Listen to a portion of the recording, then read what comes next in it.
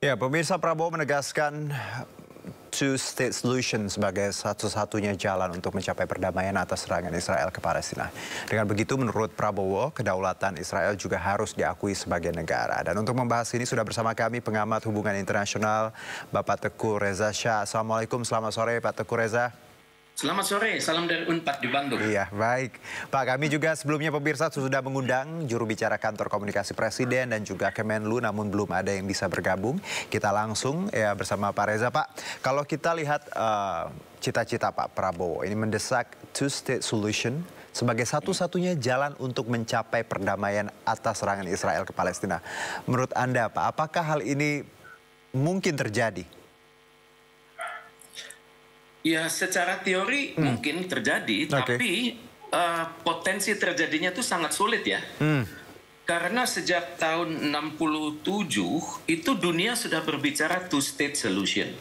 Bahkan sudah ada United Nations Security Council resolution soal ini untuk kembali kepada batas tahun 1967. Tapi walaupun ada patokan, tapi masing-masing pihak tidak satu ide. Bahkan dari Israel sendiri kalau kita cek saat ini, mereka berbeda pendapat, malah sebagian mengatakan Palestina itu harus keluar. Tapi juga di kalangan Palestina sendiri juga ada 14 faksi yang berbeda, mulai dari yang mengedepankan diplomatik, persis seperti zaman Yasser Arafat di masa lalu, sampai yang sekarang yang sangat-sangat menolak two-state solution. Jadi ide Pak Prabowo ini diharapkan bisa membuat dunia itu berpikir begitu, bahwa ada suatu kerangka berpikir yang kalau disikapi dengan hati-hati, dengan terbuka, dengan melibatkan perserikatan bangsa-bangsa, maka hal ini dimungkinkan. Tapi hal ini sangat sulit. Pertama, karena kalau kita merujuk kepada konvensi Montevideo tahun 1933 bulan Desember, itu dinyatakan bahwa persyaratan sebuah negara itu adalah, pertama adalah adanya wilayah. Jadi wilayah Palestina sekarang sudah sangat kocar-kacir, sudah terpecah belah dari besar menjadi sangat kecil. Jadi kalau kalau kita merujuk kepada two-state solution, tentunya Israel akan menolak. Mereka sudah menang terlalu banyak begitu. Dan kalau ini terjadi, maka yang terjadi adalah kalau teorinya kan mengatakan sebagian wilayah itu berpenduduk Yahudi, sebagian wilayah berpenduduk non-Yahudi kan. Maka sekarang wilayah yang berpenduduk non-Yahudi sudah diisi oleh masyarakat Yahudi dalam jumlah besar-besaran. Itu pertama wilayah ini Israel tidak mungkin balik. Kedua penduduk Palestina berapa jumlahnya begitu. Terakhir kita bisa mendata pada saat pertempuran lawan Israel setahun terakhir. Konon ada sampai 500.000 orang yang terjebak. Kemudian data lain mengatakan 1 juta orang terjebak. Kemudian jadi tidak jelas penduduk Palestina itu jumlahnya berapa sekarang gitu. Wanita, anak-anak, kemudian usia dewasa, kemudian juga para pemikir-pemikir Palestina. Syarat ketiga adalah adanya kapasitas pemerintah. Palestina sekarang sangat sulit kalau kita katakan sanggup memerintah di wilayahnya yang sangat kecil saja sangat sulit. Apalagi kalau mendadak mendapat persetujuan dari dunia untuk two-state solution. Yang terakhir adalah pengakuan internasional. Yang dimiliki oleh Palestina saat ini adalah pengakuan internasional. Hal ini terlihat betapa negara-negara di dunia itu secara moral mendukung Palestina. Misalnya dalam berbagai resolusi yang dibuat di Majelis Umum PBB itu lebih dari 150 negara itu pro-Palestina. Tapi seringkali negara-negara pro-Palestina itu hanyalah pro di atas kertas, tidak berani melakukan tindakan-tindakan konkret. Jadi sangat sulit terwujudnya two-state solution karena adanya hambatan dari pihak Palestina sendiri, pihak Israel sendiri, dan juga Iya, pernyataan Pak Prabowo ini disorot oleh media ya. Bagaimana sebuah negara Muslim terbesar di dunia tadi menyatakan bahwa siap membuka hubungan diplomatik asal Israel juga tadi Palestina merdeka seperti itu. Anda melihat sebenarnya apa yang sedang dilakukan seorang Prabowo Subianto? Karena kalau kita telah tadi ya Pak Reza bahwa it looks like mission impossible, you know. Agak sesuatu yang tidak mungkin gitu ya. Tapi paling tidak sebenarnya apa yang dicoba dibawa Pak Prabowo adalah untuk tadi membuat awareness yang ada di negara-negara dunia untuk berpikir ulang bahwa bagaimana mereka harus berjuang untuk Palestina. Apakah itu yang Anda tangkap, Pak Reza? Ya, Indonesia ini punya kredibilitas sangat tinggi ya. Kalau sudah berbicara soal Palestina, itu Menteri Luar Negeri kita seringkali mengatakan dalam setiap helaan napas Indonesia itu ada Palestina di sana. Itu pertama. Dan kedua, konferensi Asia Afrika tahun 55 baru dapat dinyatakan berhasil kalau Palestina berhasil menjadi sebuah negara. Oke, tapi dalam kenyataannya Indonesia saat ini menjadi negara sekuler dengan penduduk Muslim terbesar di dunia. Itu punya ide kan. Ide ini pertama ide kita sendiri sesuai amanah konstitusi kan. Kemudian juga merupakan perintah atau perintah dari KTT Liga Arab dan OKI yang terakhir diadakan di Saudi Arabia, itu memerintahkan 8 negara antara lain Indonesia untuk bersungguh-sungguh berhubungan dengan PBB, berhubungan dengan Sekjen OKI, berhubungan dengan Liga Arab, Sekjen Liga Arab untuk mempersiapkan perdamaian di Timur Tengah, itu termasuk dengan solusi 2 negaranya.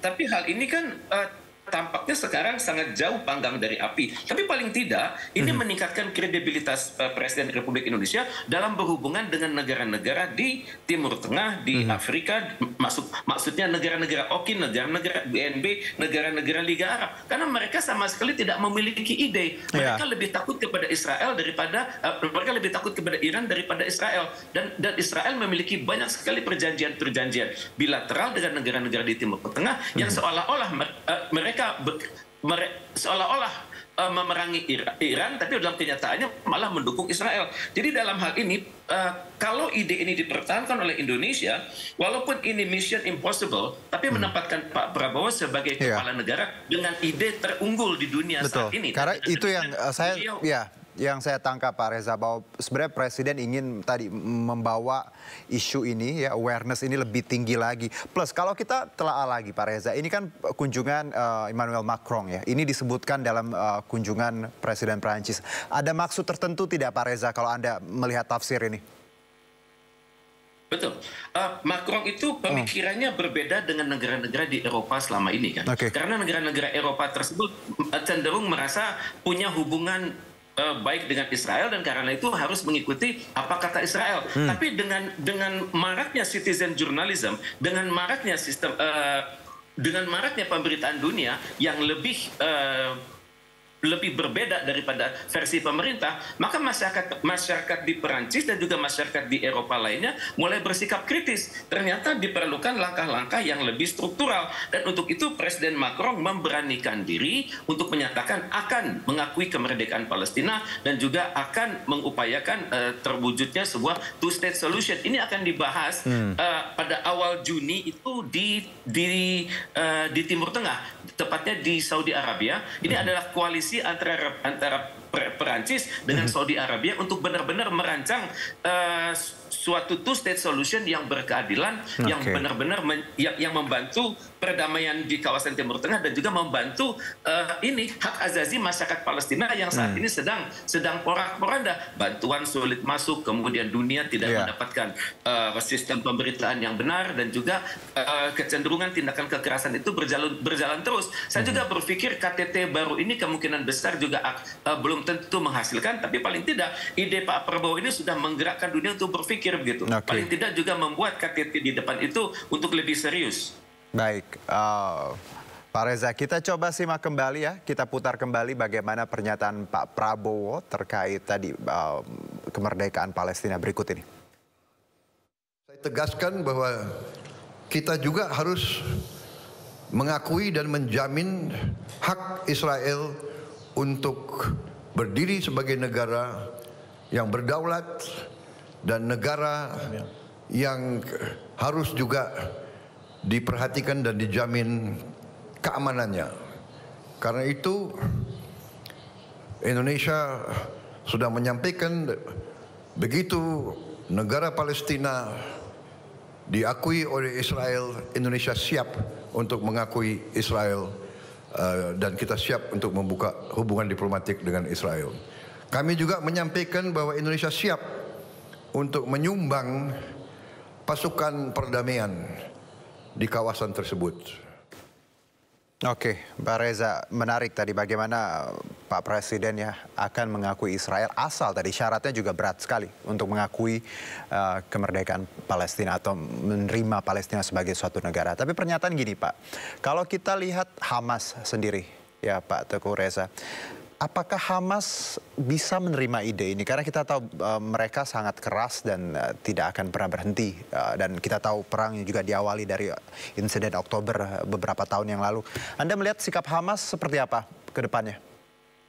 Memang Hamas sangat keras kan, dan di dalam Hamas itu terdapat banyak faksi kan. Ada faksi yang percaya diplomasi itu masih mungkin, dan ada faksi yang merasa tidak mungkin lagi kita berjuang karena selalu apapun yang kita lakukan itu diingkari oleh Israel. Di mana Israel itu kalau berbicara itu selalu bohong, mengikat perjanjian dia selalu ingkar. Kemudian kalau sudah ada dalam perjanjian kita bergerak sama-sama, mereka akan menggunting dalam lipatan. Jadi ini bayangan atas Hamas, atas Israel, dan juga di kalangan Timur Tengah itu stigmanya sama. Israel itu adalah setan kecil atau setanul asgor, dan Amerika di belakangnya adalah setanul asgor, setanul akbar atau setan yang besar. Jadi paling tidak ide Pak Prabowo ini menjadi perhatian kalangan Israel dan juga perhatian kalangan Hamas. Dan untuk itu hendaknya Indonesia segera mendekati berbagai kelompok yang bertikai di Palestina ini. Karena mereka sendiri tidak punya ide yang konstruktif bagaimana membangun sebuah perdamaian. Dan saya harapkan ide dari Pak Prabowo ini membuka kita untuk melakukan juga negosiasi dengan negara-negara di Timur Tengah. Mungkin dengan Israel kita tidak akan bernegosiasi, tapi tidak mustahil ada kelompok-kelompok Israel yang bukan pemerintah tapi memiliki jalur kepada pemerintah, misalnya kelompok bisnis, misalnya kelompok-kelompok kelompok pariwisata, kelompok-kelompok keagamaan. Semoga mereka bisa memberikan suatu jalan tengah, karena ide seperti ini belum pernah terwujud di dunia, apalagi disampaikan oleh Indonesia, negara dengan penduduk muslim yang terbesar di dunia. Semoga dunia itu sadar bahwa ada ide baru dari Indonesia. Baik, dengan kata lain Pak Teguh Reza, bahwa ketika ini dibawa oleh Indonesia, isu ini dibawa Indonesia, disebutkan oleh Presiden bahwa Israel sebenarnya, kalau kita lihat saat ini, analisa Anda sebagai pengamat hubungan internasional, apakah mereka, tadi Anda menyebutkan bahwa mereka sebenarnya menangkap sinyal ini dan akankah memanfaatkan ini, Pak Teguh? Saya yakin Israel itu kebijakan luar negerinya dibuat secara saintifik ya. Jadi semua informasi apapun, sekecil apapun yang menyangkut kredibilitas mereka itu mereka data dengan sangat baik.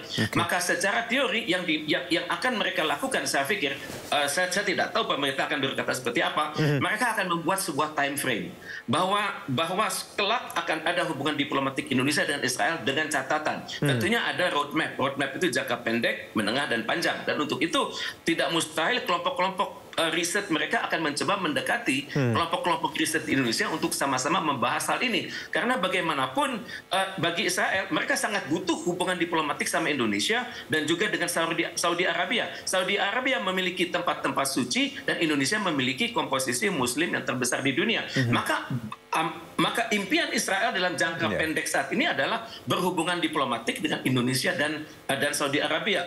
Walaupun ini yang menunjukkan kepada kita bahwa seringkali isu ini bisa menyebabkan ketidakstabilan di dalam negeri Saudi Arabia. Dan saya berpikir kita hendaknya berpikir sangat hati-hati. Semoga Indonesia senantiasa konsisten sesuai dengan statement yang dibuat oleh Pak Prabowo, yakni kemerdekaan Palestina dulu dibereskan, baru sesudahnya kami akan melakukan hubungan dengan Israel. Jadi banyak sekali prasyarat. Pertama, prasyarat dari pihak Israel dan juga prasyarat dari pihak Indonesia.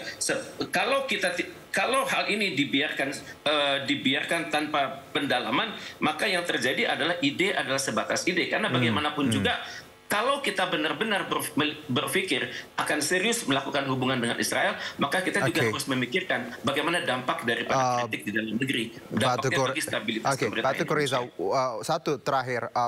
Kalau kita lihat Indonesia ya dan masyarakat muslimnya, tentunya punya pandangan yang tegas terhadap Israel. Kalaupun nanti kita punya hubungan diplomatik Palestina merdeka, apakah Muslim Indonesia akan menerima bahwa kita punya hubungan diplomatik ya dengan syarat tadi dengan Israel? Saya pikir dari sekarang pemerintah Indonesia harus berhubungan dengan semua komponen masyarakat Muslim di Indonesia. Ada yang berpikiran sangat saklek dan ada berpikiran yang diplomatis dan ada yang berpikiran sesuai dengan sesuai dengan pemikiran roadmap. Saya tidak mengetahui siapa mereka dan berapa jumlah mereka, tapi bagaimanapun isu-isu Timur Tengah ini senantiasa menjadi topik dalam pembicaraan masyarakat Muslim Indonesia. Dan untuk itu bagaimanapun juga kita hendaknya melakukan dialog dengan dalam negeri. Karena Israel tersebut tentunya ada sisi-sisi positif dan ada sisi-sisi yang kita takutkan bersama. Mungkin sisi-sisi positif di bidang perdagangan langsung, di bidang pertukaran pariwisata, tapi juga dengan syarat pengamanan yang luar biasa. Karena jangan sampai orang-orang Israel datang kemari itu melakukan tindakan-tindakan yang bertentangan dengan prinsip-prinsip kedaulatan Indonesia. Iya, karena kalau saat ini pun kita tahu pilgrims ya untuk ke Yerusalem pun sebenarnya ada seperti itu. Tapi lagi-lagi diplomatik memang belum ada untuk Indonesia dan Israel. Tapi menarik tadi, Pak Reza, it's mission impossible but still possible ya, hopefully. Baik, Pak Teguh Reza, terima kasih atas waktunya. Selamat berakhir pekan. Terima kasih. Terima kasih. Salam dari Unpad di Bandung.